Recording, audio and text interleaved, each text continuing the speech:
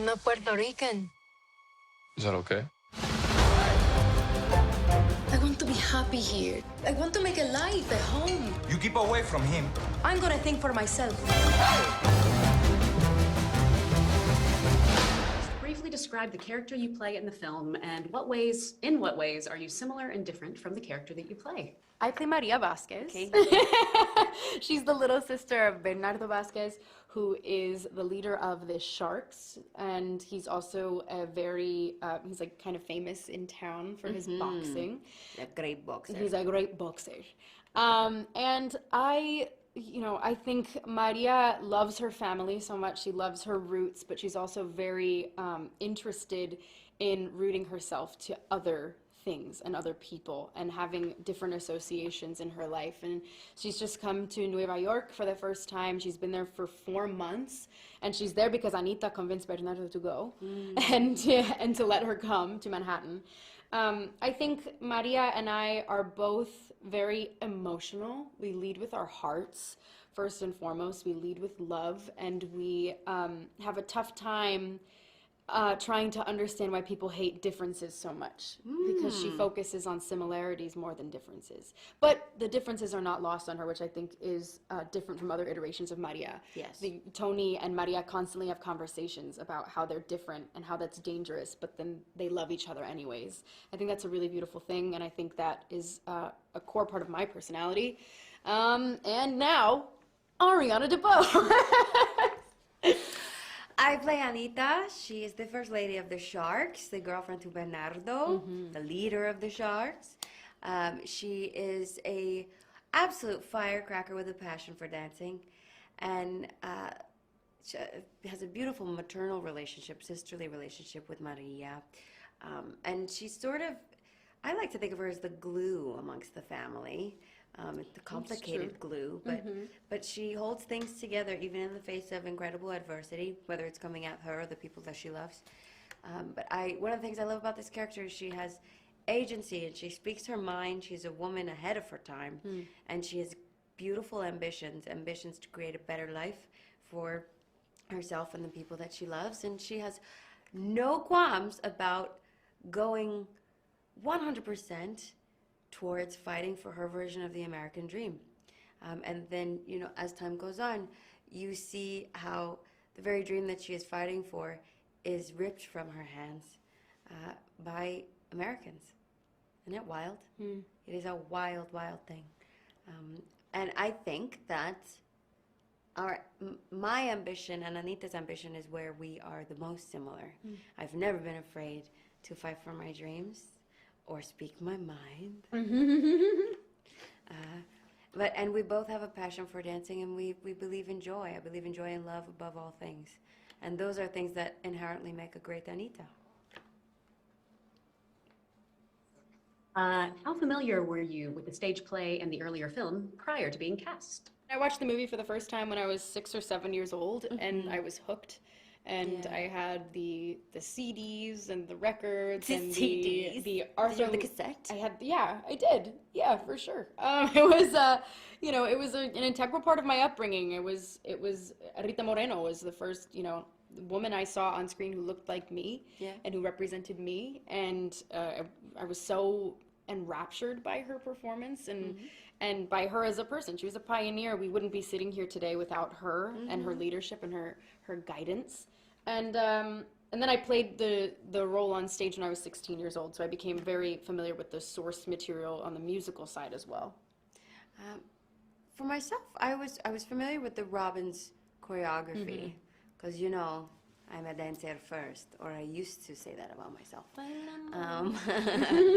But I fell in love with the 61 film when I was a kid, sitting crisscross applesauce in my grandmother's floor, just glued to the television, watching the woman in the purple dance, just exude joy. And then I came to know her as Rita Moreno, and she was the closest thing that I could find at the time to a role model or a woman who I thought looked like me. Was the experience of being directed by Steven Spielberg anything like what you imagined it would be? And what, if anything, surprised you about it? No. It wasn't what I thought it would be. Because I think that we have this idea of him in our minds because his name is on so much. Yeah. You know, you can't go watch anything without Steven being attached. Animaniacs, Shrek, Yeah. like everything. He has a hand in everything. But like I said, the most intimidating thing about him is his name. And the second you meet him, he's a human, he's generous, and he loves what he does for a living.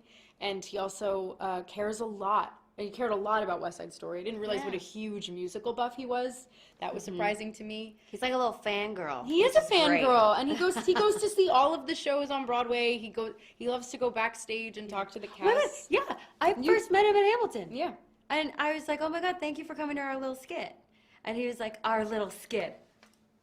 I'll never forget it. And he had such a big smile on his face. Yeah, I love him. He loves it. I mean, and that's really important when you're so deep in how much you care about something, like in the way that I care about West Side Story, the way that we care about West Side Story, and to meet your match in that way creatively, someone who cares just as much, if not more, about the source material and doing it justice, it's a really beautiful thing. And Steven's he's the best. He's so beautifully collaborative, and I think that is what people don't realize, or perhaps he has grown to be more collaborative as his longevity in this industry lasts. Yeah. It's fascinating because I think I was expecting a director to say, you should do it like this, and you should do it like this, and then you should move here, and by the numbers. And instead he said, how about you just go run wild? Yeah. And I said, that sounds great. Which, to unless me. it was like a technical thing or a Janusz thing, Yeah. it was very much like, let's do it and see where we go, Yeah, and see then what and then happens. we'll fine tune. It was great. Yeah. Would do it again. He's great. Call us. We're down. All right, what do you think makes this film relevant for today's audiences? It's this Yeah. timeless for a reason. You know, It's lived for 64 years for a reason. No one has forgotten the music or the plot for 64 years for a Well, reason. and it speaks to lessons that we continually do not learn as a society. Yeah, history is doomed to repeat itself. That's what the story's really about. It's like, it's one of those things where you can tell it's going to be on loop. That story is going to be on loop because in our iteration, at least, Tony talks about how he went to prison for almost beating a kid to death. And that's exactly what goes on in our film. It's just going to keep happening until they finally have a conversation and they finally meet halfway. And there's a little glimmer of hope at the end when the sharks help to carry Tony's body with the jets into Doc's drugstore, and they mourn together because honestly they're really there for Maria, in my opinion, because she loses her mind in front of them. But it's one of those things where I think it's going to be a conversation starter and hopefully not a conversation ender, and we can... No, this film is the beginning of a conversation. In fact, it's like a reigniting of a conversation that had been started or restarted with the 61 film. And it's been going on. It's been going just on. not great. But I think this film takes on so many large issues head on. It's a film that is courageous and brave in many, many ways. And like I said, it's the beginning of a conversation. It will not be the end. Yeah, for sure. What would you say your biggest challenge was in making this film? I would say my biggest challenge in making this film was not letting someone else's Academy Award stress me out. Yeah, that's real. That's real, and I always thought about that when I got to work with you. It was just like, she's a force, because it's a big feat. It's a huge task, and you took it on so beautifully. Well, and all of these characters have such a legacy, you know. They do. Both the original production is beloved, and the 61 film is beloved. But that doesn't mean there's not space for new interpretations. Indeed. And two or three things have to be able to exist at one time. Yes. And we were encouraged by Tony Kushner. Tony Kushner took on a huge feat himself, and you know, Arthur Lawrence's script is one of the most iconic scripts in musical theater history, and Tony Justin Kushner Peck. was like, no. He was like, why don't we try this He's like, instead? you're done. And it was great. And in the same breath, Justin Peck took on the Robbins choreography, that legacy there. Yeah.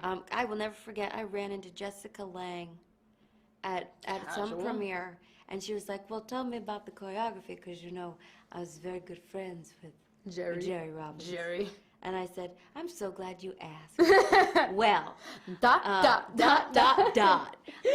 But it is beloved. But, it is a Herculean feat to pay homage to something and then also go and recreate not recreate, but create your own language and honor the bodies and the time that you're in now, right? It has to be allowed to inform the period piece. And Stephen allowed us to do that as well as an admirer of the Robert Wise 1961 film. He has so much respect for that film, and it will always be an iconic piece of film history. Right. It's a product of its time, though, and it was time for something new. Mm-hmm. And now we reintroduce that to the next generation in hopes that they, in their 64 years, will make it again and do something wonderful with it. I'm sure it'll happen. And I hope they do. And we're part of that legacy. Yeah. And that's an honor, truly.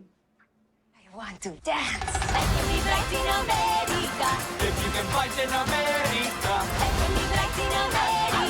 If you can fight in America. Rated PG-13.